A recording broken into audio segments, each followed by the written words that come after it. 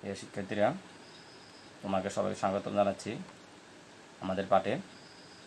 আজকে আমাদের অনলাইন পাঠের নবম ও দশম শ্রেণী হিসাব বিজ্ঞান। আমি মোহাম্মদ মিজানুর রহমান, সহকারী শিক্ষক, Phulgazi Sarkar private high school, Phulgazi training. আজকে আমরা নবম এবং দশম শ্রেণীর হিসাব বিজ্ঞান দ্বিতীয় অধ্যায়, এটি তৃতীয় পাঠ। এই পাঠটি শুরু করার আগে তোমাদেরকে আমি জানাতে চাচ্ছি যে ইতিমধ্যে আমাদের স্কুল অনলাইন ক্লাস চালু হয়েছে, বিভিন্ন শিক্ষককে পাঠ দিচ্ছে। আশা করি তোমরা পাঠগুলো ধারাবাহিকভাবে দেখবে। আমি ইতিমধ্যে অনেকগুলো পাঠ ইউটিউবে এবং ফেসবুকে দিয়েছি। আমার পাঠগুলো ধারাবাহিকভাবে ছিল। আজকে আমার ধারাবাহিক পাঠের এটি আমার 15তম পাঠ।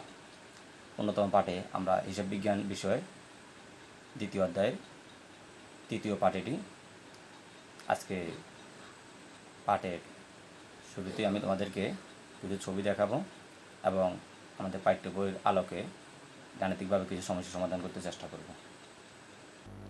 প্রিয় শিক্ষার্থীরা, আজকে আমরা নবম দশম শ্রেণী হিসাব বিজ্ঞানের তোমাদেরকে ইতিমধ্যে বলেছি দ্বিতীয় অধ্যায় অর্থাৎ লেনদেনের আমাদের আজকে তৃতীয় পাঠ। আজকের পাঠে আমরা তোমাদেরকে হিসাব বিজ্ঞান সমীকরণে লেনদেনের প্রভাব এই বিষয়ের উপর আলোচনা করব। প্রিয় শিক্ষার্থীরা, আমরা এই পাঠ শেষে লেনদেনের বিভিন্ন পরিবর্তন সম্পর্কে বলতে পারবো। উদাহরণের মাধ্যমে লেনদেনের পরিবর্তন আমরা ব্যাখ্যা করতে পারবো এবং চক আকারে পরিবর্তন ব্যাখ্যা করতে পারবো। তোমরা আশা করি মনোযোগ পাঠটা দেখবে, তোমাদের ভালো লাগবে। সুন্দর করে তোমারটা পাঠটা সাজানো হয়েছে, খুব সহজভাবে তোমাদের জন্য পাঠটা আমি রেডি করেছি। অল্প সময়ে তোমরা এই বিষয়টা বুঝতে সক্ষম হবে। আমরা গত পাঠেও তোমাদেরকে বলেছিলাম যে সমীকরণ খুবই গুরুত্বপূর্ণ একটা লেনদেনের বৈশিষ্ট্য এবং হিসাব বিজ্ঞানের জন্য এটি গুরুত্বপূর্ণ বিষয়। তাই গত দুটি পাঠও সুন্দর করে সাজাতে চেষ্টা করেছি। এই পাঠটিও সাজাইছি, আশা করি তোমরা মনোযোগ দেখলে উপকৃত হবে। আমরা গত ক্লাসে তোমাদেরকে এই সমীকরণের পাঠ দিয়েছিলাম। সমীকরণটি আজকে আবারও বলছি। সমীকরণটা ছিল আমাদের এ সমান এল প্লাস ই। এখানে এ সমান অ্যাসেট অর্থাৎ সম্পদ। সম্পদ বলতে অর্থনৈতিক পরিসম্পদ যা মুনাফা অর্জনের কাজে নিয়োজিত। এল বলতে লাইবিলিটিস অর্থাৎ দায়, ব্যবসা সম্পদের উপর তৃতীয় পক্ষের দাবির অংশ। এবং ই অর্থাৎ ইকুইটি, অংশীদারিত্ব বা মালিকানা সত্ত্ব, ব্যবসা সম্পদের উপর মালিক পক্ষের দাবির অংশ। তো গত ক্লাসে আমরা এই সমীকরণটা বিস্তারিত ব্যাখ্যা করতে চেষ্টা করেছি। আশা করি তোমরা বুঝতে সক্ষম হয়েছ। তো এই সমীকরণকে নিয়ে আজকে আমাদের পরবর্তী কাজ। হিসাব সমীকরণের মাধ্যমে লেনদেনে 5 ধরনের পরিবর্তন লক্ষ্য করা যায়, যার বিস্তারিত পাঠ্য বইয়ে হিসাব সমীকরণে বর্ধিত নিচের অংশে আমরা দেখব। প্রিয় শিক্ষার্থীরা, আমরা এখন আমাদের পাঠ্য বইয়ে আছি। পাঠ্য বইয়ে তোমরা লক্ষ্য করছো সমীকরণ নিচের অংশে কোনো ঘটনা লেনদেন হতে হলে তা হিসাব সমীকরণ উপাদানগুলোর নিম্নলিখিত 5টি পরিবর্তনের যে কোনো একটি পরিবর্তন সাধন করবে। তার মধ্যে 1, মোট সম্পদ বাড়লে মোট দায় বা মালিকানা বাড়বে। অর্থাৎ এখানে বোঝানো হয়েছে যে সমীকরণের যদি সম্পদ অর্থাৎ এ বৃদ্ধি পায় তাহলে মোট দায় অর্থাৎ এল অথবা মালিকানা সত্ত্ব ই বৃদ্ধি পাবে। এটা একটা পরিবর্তন। আমাদের দ্বিতীয় পরিবর্তন হচ্ছে মোট সম্পদ কমলে মোট দায় বা মালিকানা সত্ত্ব কমবে। অর্থাৎ দ্বিতীয় পরিবর্তনে বলতেছে আমাদেরকে যে যদি এ হ্রাস পায় তাহলে তার পাশাপাশি সমপরিমাণ এল অথবা ই হ্রাস পাবে। তৃতীয় পরিবর্তন আমাদেরকে বলা হচ্ছে যে একটি মোট সম্পদ বাড়লে অপর একটি মোট সম্পদ কমবে। অর্থাৎ এ হ্রাস পাবে, অন্যদিকে অন্য একটা এ অর্থাৎ সম্পদ বৃদ্ধি পাবে। একটা সম্পদ হ্রাস পেলে অন্য একটা সম্পদ বৃদ্ধি পাবে সমমূল্যের। চতুর্থ পরিবর্তন হলো মালিকানা সত্ত্ব বাড়লে মোট দায় কমবে। অর্থাৎ যে পরিমাণ ই বৃদ্ধি পাবে যে পরিমাণ ই বৃদ্ধি পাবে সেই পরিমাণ দায় কমবে, অর্থাৎ এল কমবে। ই বৃদ্ধি, এল হ্রাস। 5 নাম্বার পরিবর্তন হচ্ছে মালিকানা সত্ত্ব কমলে মোট দায় বাড়বে। অর্থাৎ ইর পরিমাণ যে পরিমাণ হ্রাস পাবে ঠিক এলের সেই পরিমাণ বৃদ্ধি পাবে। এই 5 ধরনের পরিবর্তনের মাধ্যমে হিসাব সমীকরণের প্রভাব লক্ষ্য করা যায়। বইয়ে 5 ধরনের পরিবর্তন লক্ষ্য করেছি। এই পরিবর্তনগুলোর উপরে আমরা তোমাদেরকে একটু বিস্তারিত দেখাবো। তো তোমরা নিশ্চয়ই লক্ষ্য করেছো যে 1 নম্বরে যে মোট সম্পদ বৃদ্ধি পেলে মোট দায় বা মালিকানা সত্ত্ব বৃদ্ধি পাবে। 2, মোট সম্পদ হ্রাস পেলে সমপরিমাণ মোট দায় বা মালিকানা সত্ত্ব হ্রাস পাবে। 3, একটি সম্পদ বৃদ্ধি পেলে অন্য একটি সম্পদ হ্রাস পাবে। 4, মোট মালিকানা সত্ত্ব বৃদ্ধি পেলে মোট দায় হ্রাস পাবে। এবং 5, মোট মালিকানা সত্ত্ব হ্রাস পেলে মোট দায় বৃদ্ধি পাবে। আসো আমরা এই পরিবর্তনগুলো বিস্তারিত ব্যাখ্যা সহ তোমাদেরকে দেখাতে চেষ্টা করব। আশা করি তোমরা মনোযোগ সহকারে আমার পাঠগুলো দেখবে। এই শিক্ষার্থীরা একটু লক্ষ্য করো তোমরা, আমাদের প্রথম পরিবর্তনটি ছিল মোট সম্পদ বাড়লে মোট দায় অর্থাৎ এ বৃদ্ধি পাবে এবং মোট দায় বাড়বে অর্থাৎ এ সমান এল বৃদ্ধি, এ বৃদ্ধি সমান এল বৃদ্ধি। অথবা মোট সম্পদ বাড়লে মোট মালিক সত্ত্ব বাড়বে, এ বৃদ্ধি সমান ই বৃদ্ধি। এখানে দুটি পরিবর্তনকে একসাথে দেখানো হয়েছে, অর্থাৎ মোট সম্পদ বৃদ্ধি পাইলে পাশাপাশি মোট দায় বা মালিকানা বৃদ্ধি পাবে। তো এই বিষয়ের উপর আমরা একটি উদাহরণ তোমাদের দেখাতে চেষ্টা করতেছি। পরিবর্তন 1, যেটা ছিল মোট সম্পদ বৃদ্ধি সমান মোট দায় বা মালিকানা বৃদ্ধি, অর্থাৎ এ বৃদ্ধি সমান এল বাই ই বৃদ্ধি। এখানে উদাহরণ 1, মূলধন আনা হলো 50,000 টাকা।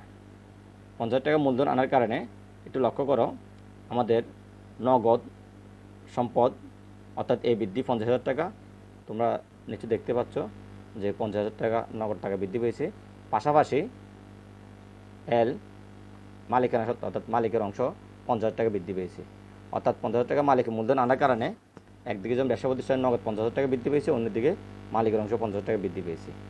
আমাদের দ্বিতীয় উদাহরণ, ধারে আসবাবপত্র ক্রয়। ধারে আসবাবপত্র ক্রয় করার কারণে 30,000 টাকার আসবাবপত্র প্রতিষ্ঠানে এসেছে। এর ফলে একদিকে যেমন আসবাবপত্র অর্থাৎ সম্পদ বৃদ্ধি পেয়েছে সমান, অন্যদিকে 30,000 টাকার পাওনাদার অর্থাৎ এল অর্থাৎ দায় 30,000 টাকা বৃদ্ধি পেয়েছে। অর্থাৎ সম্পদ বৃদ্ধি সমান দায় বৃদ্ধি।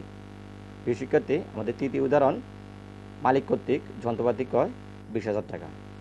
মালিক কর্তৃক যন্ত্রপাতি ক্রয় করার কারণে প্রতিষ্ঠানে যন্ত্রপাতির পরিমাণ 20,000 টাকা বৃদ্ধি পেয়েছে।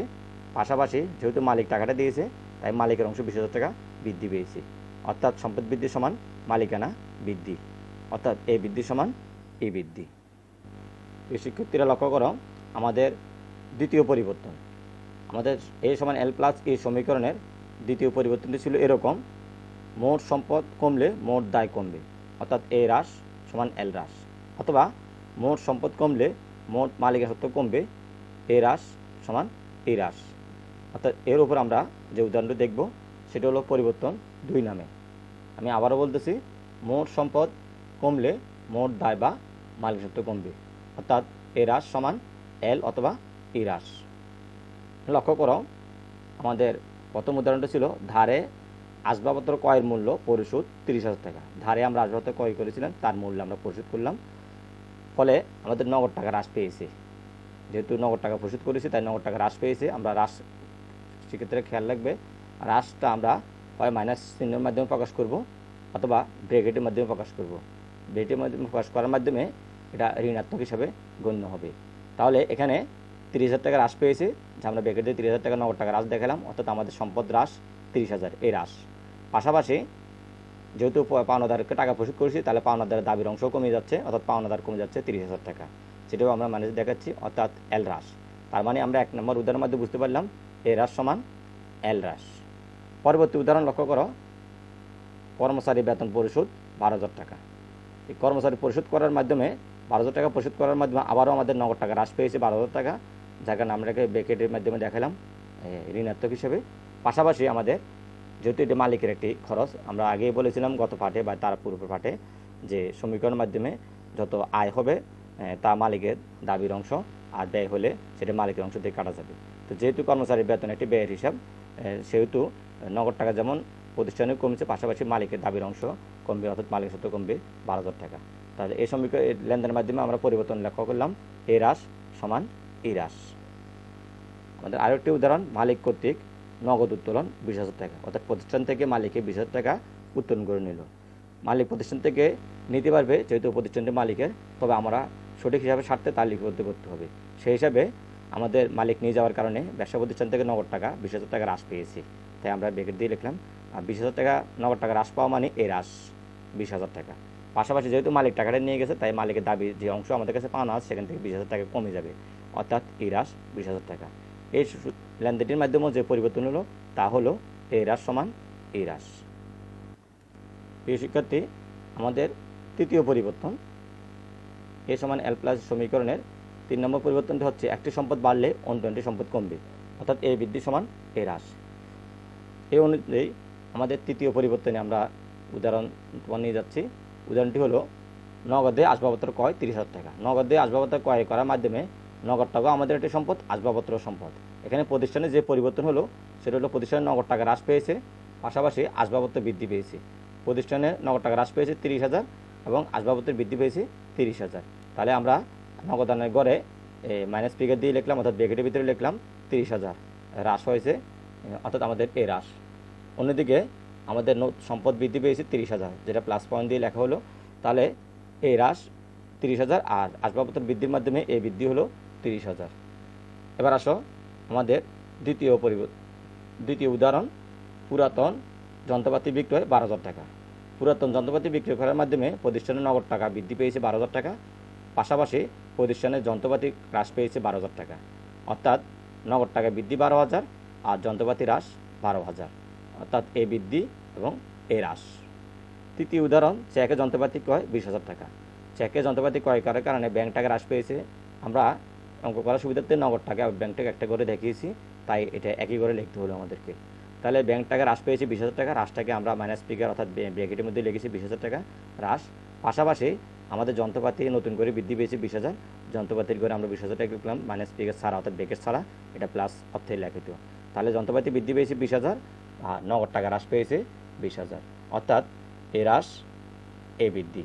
এই পরিবর্তন আমরা দেখতে পাচ্ছি। প্রিয় শিক্ষার্থী, আমাদের পরবর্তী পরিবর্তন হলো চতুর্থ পরিবর্তন, এ সমান এল প্লাস ই সমীকরণে চতুর্থ পরিবর্তন মালিকের সত্ত্ব বাড়লে মোট দায় কমবে, অর্থাৎ ই বৃদ্ধি পেলে এল হ্রাস পাবে। এই নীতি অনুযায়ী আমাদের উদাহরণটা তোমাদেরকে দেখাচ্ছি। পরিবর্তন সাইন অনুযায়ী মালিকের সত্ত্ব বাড়লে মোট দায় কমবে, অর্থাৎ ই হ্রাস এল বৃদ্ধি। এখানে আমাদের প্রথম উদাহরণ হলো মালিক কর্তৃক পাওনাদারকে প্রদান 50,000 টাকা। মালিক কর্তৃক পাওনাদারকে পরিশোধ করার মাধ্যমে পাওনাদার হ্রাস পেয়েছে 50,000, এটাকে আমরা মাইনাস ফিগার লিখলাম, কিন্তু মালিকের টাকা 50,000 টাকা বৃদ্ধি পেয়েছে। এর কারণ হলো যে পাওনাদারকে যেহেতু পরিশোধ করছি, তাহলে পাওনাদারের পরিমাণ হ্রাস পেয়ে যাবে, তাই এটাকে মাইনাস ফিগার লেখা হলো। আর টাকাটা যেহেতু মালিকের পক্ষ থেকে পরিশোধ করা হয়েছে, তাই মালিক প্রতিষ্ঠানের দাবির অংশ বৃদ্ধি পাবে। খরচটা প্রতিষ্ঠান থেকে পাওনাদার পাওনা ছিল, প্রতিষ্ঠানের টাকাটা প্রতিষ্ঠান থেকে না দিয়ে মালিক নিজ পকেট থেকে দিয়েছে, ফলে প্রতিষ্ঠানের কাছে মালিকের দাবি 50,000 টাকা আগের চেয়ে বেশি বৃদ্ধি পেয়েছে। অন্যদিকে প্রতিষ্ঠানের কাছে পাওনাদারদের দাবি 50,000 টাকা হ্রাস পেয়েছে, অর্থাৎ এল হ্রাস এই বৃদ্ধি।